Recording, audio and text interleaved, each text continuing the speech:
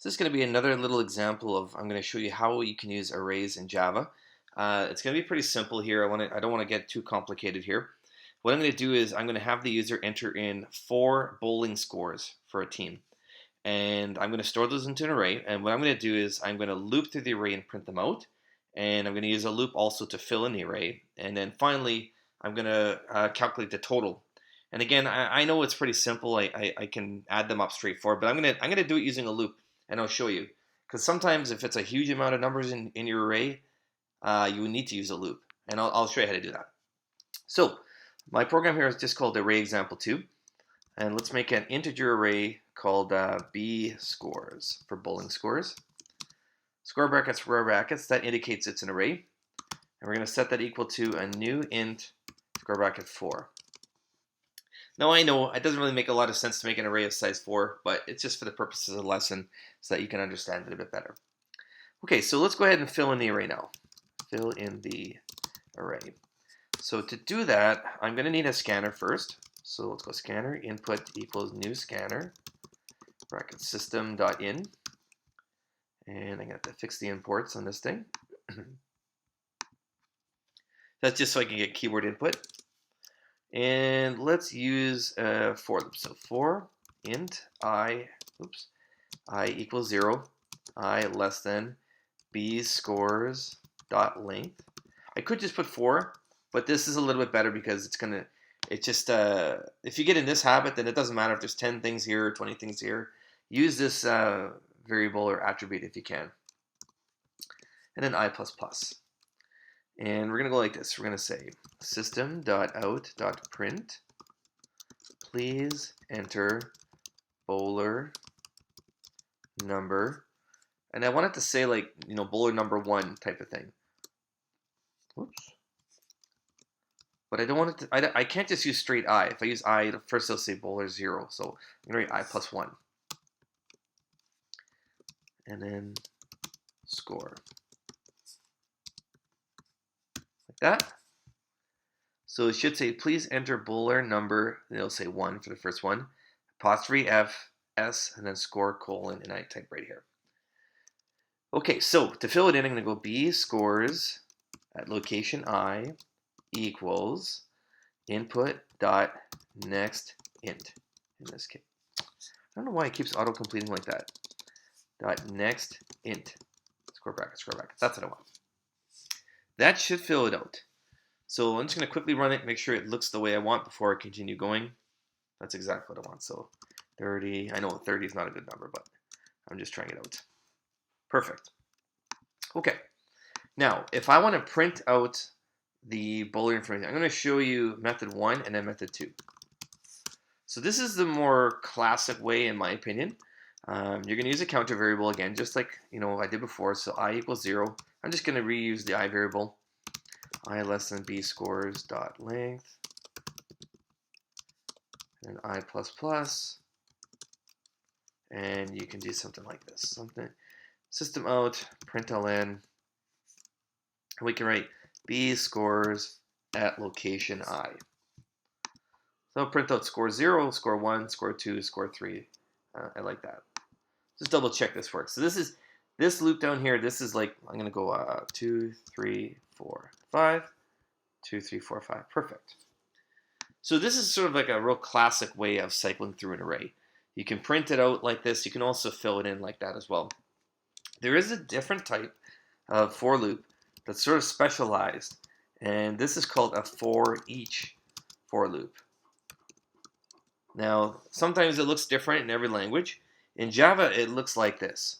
So we can go for, and I can go int. Let's use x, for example, okay? Then we put a colon, and then we put in b scores, like that. What this will do, this for loop, is it's creating this variable called x, and x is going to be each element of b scores. So the first thing it's going to be is b scores at 0. Then it will cycle through and it'll be b scores at 1, b scores at 2, b scores at 3.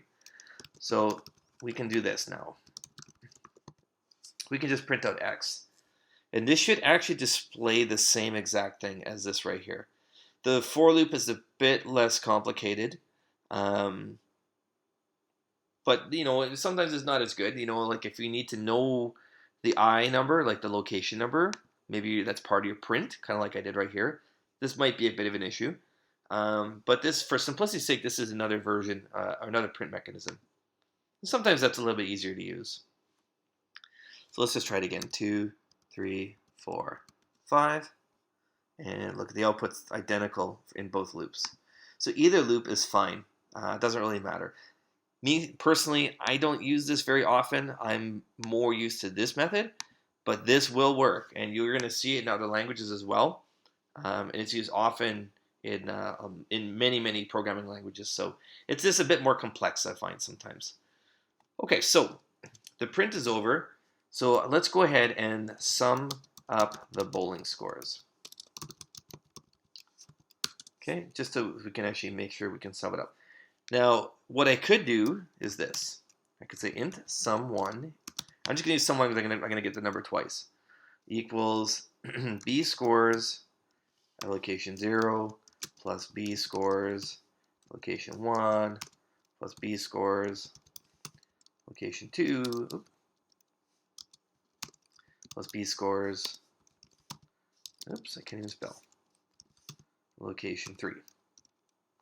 So I could do that and print it out, and that should work. Now that is not a very good way of doing this.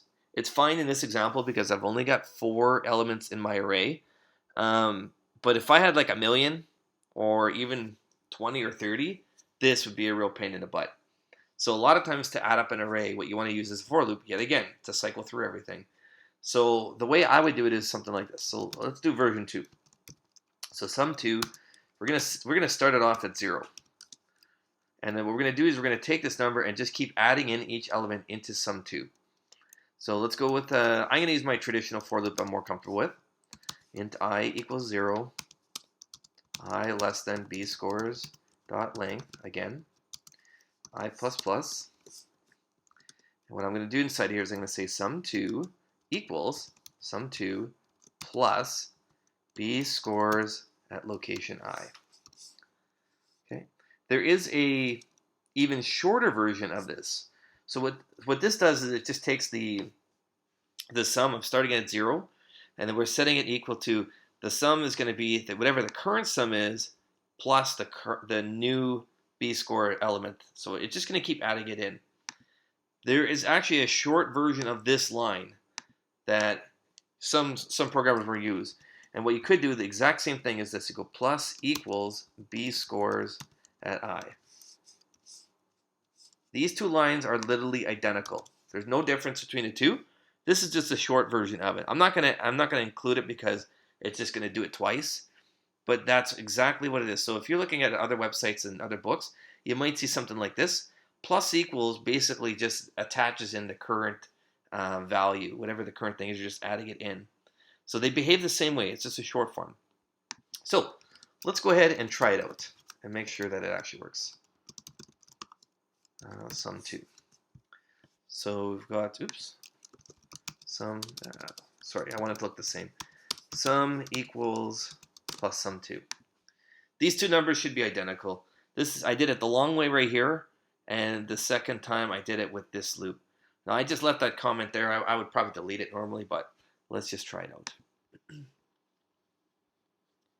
Okay, so let's say in a bowling game here, I've got nice easy numbers.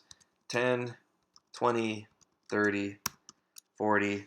That should add to what? 30 plus 60 plus 40 should add to 100.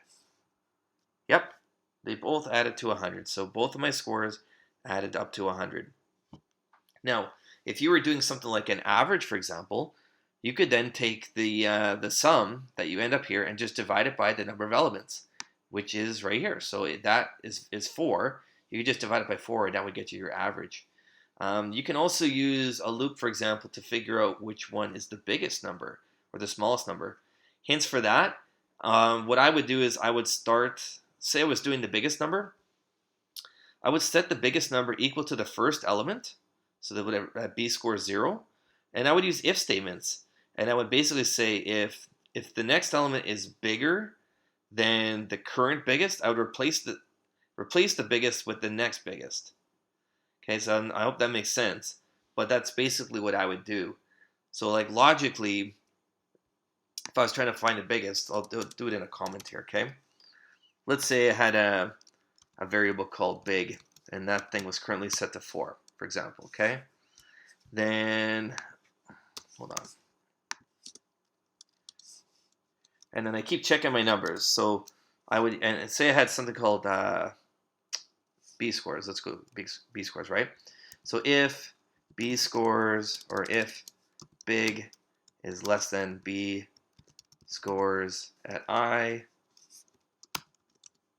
then I would replace big equals B scores at I. I would replace it basically. So you're going to say that if the big number is less than what the current one is inside the loop, you just replace it with so you have a new big number. Once you cycle through the loop, then your end number should be the biggest one, right? So there's some tricks you can do, and I'm not going to show you every little trick here how to do it, but use a for loop, and you just keep comparing it using if statements to figure out which one's the biggest or which one's the smallest. Anyways, that's just a little bit of extra information about arrays. Hopefully you learned something about it. And again, arrays are not that complicated, but I know some people have some difficulties with it, and I hope you learned something in this example right here.